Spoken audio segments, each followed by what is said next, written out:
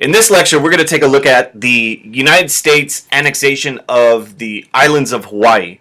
And the first European presence in Hawaii, which you can see on this map circle right there in the middle of the Pacific Ocean, was established by James Cook back in 1778. While the American Revolution is going on, this English explorer, James Cook, establishes European influence in the region. And he actually calls them the Sandwich Islands, which way back in the day I used to think, what, they're just known for amazing sandwiches, but it actually comes from the fact he was naming them in honor of this guy who was the Earl of Sandwich, which was a town over in England.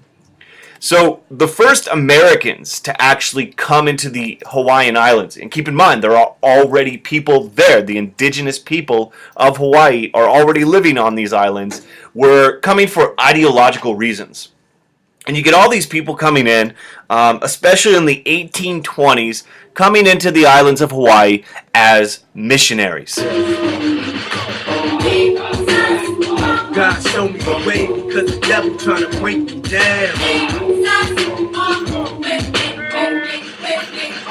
And they're coming into Hawaii in the 1820s, and their whole reason for coming was to convert the native people who had their own native religions to Christianity.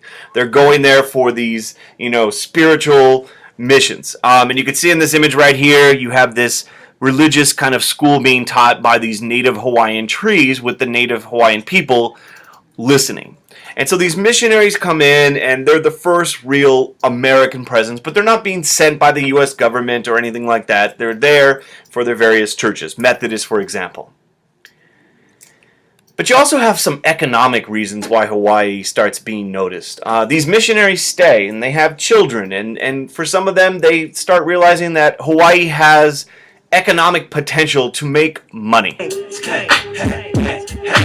what you say? Get this money.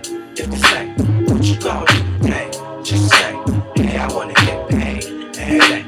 Hey, we want to get paid. And in the 1860s, you have these Americans who are there. Some of them are the sons and the daughters of the American missionaries of the 1820s. Others are new Americans who have arrived. And they start realizing that you could grow things in Hawaii that you can't grow easily or, in many cases, anywhere in the continental United States.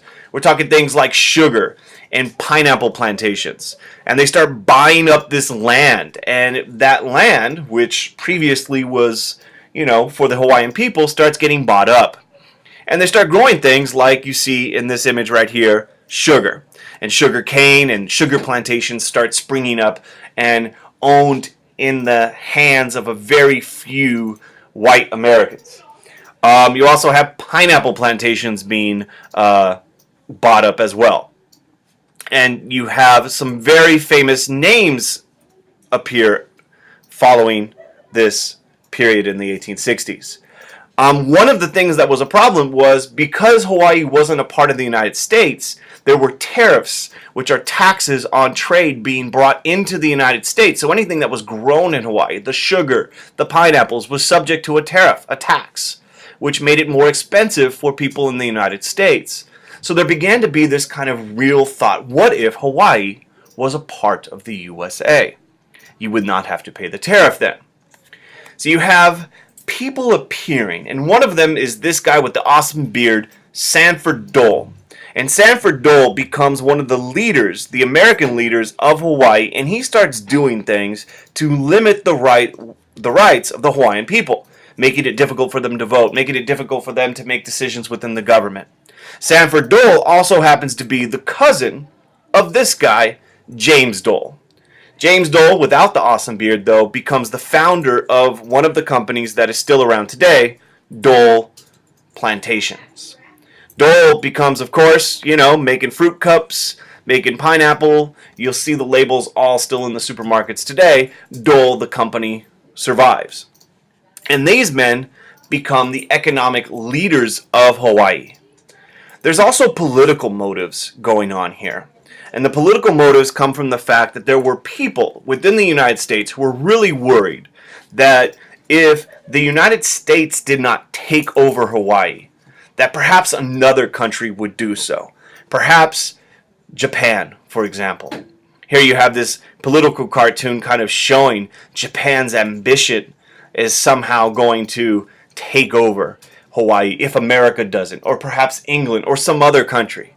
So America's looking at this situation and they start feeling this sense of like, let's act first. Let's preemptively take over Hawaii before one of these other countries, perhaps England, perhaps Japan, as in you could see once again in this political cartoon, the United States hovering over with the big fork, getting ready to eat Hawaii. Now, here's what happens. There's also strategic reasons. And many Americans, in fact, in 1887, the planters, the plantation owners of Hawaii, the Americans in Hawaii, get a treaty signed which gives the U.S. full rights of a naval base at a place called Pearl Harbor. And remember, there was that guy, Alfred T. Mahan, who in the 1890s was talking about that if America wants to be a world power, they need to have a powerful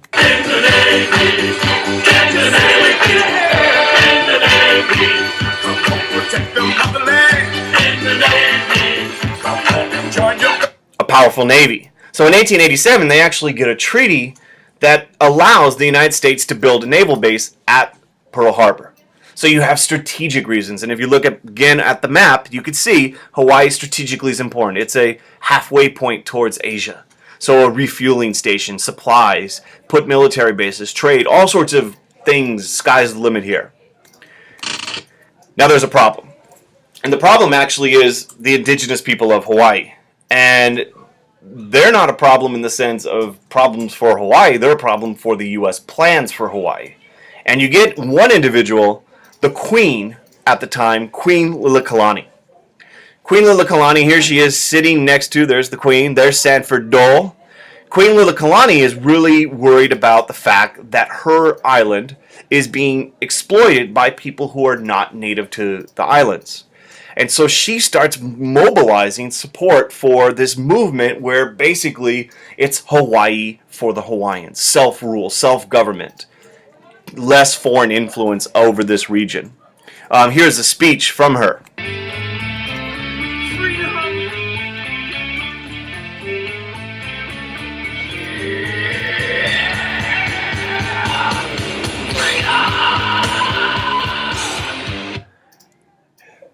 That's not what she said, but that's the sentiment of her writings and her speeches, and it's basically Hawaii for the Hawaiians.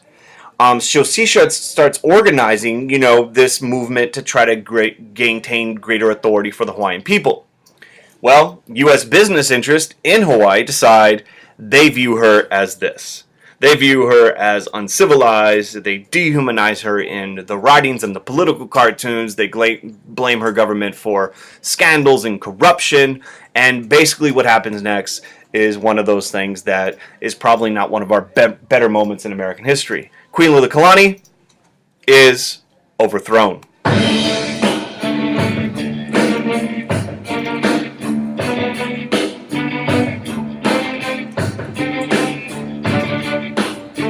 (1893), American businesses back in uprising. They overthrow Queen Liliuokalani. She's removed from power. A republic is set up. A constitution is created in 1894. Hawaii is turned into a republic. We do not annex it. We do not take it over right away. The president at the time in 1894 is Grover Cleveland. He doesn't want to annex it. He's worried about whether or not this is legitimate, whether or not the Hawaiians actually want it to be annexed. So he doesn't really bring up the issue in terms of before Congress. But in 1898, President McKinley will formally annex Hawaii into U.S. territory. And I'll leave this lecture with a quote by Mark Twain. And he said, "The traders brought labor and fancy diseases. In other words, long, deliberate, infallible destruction.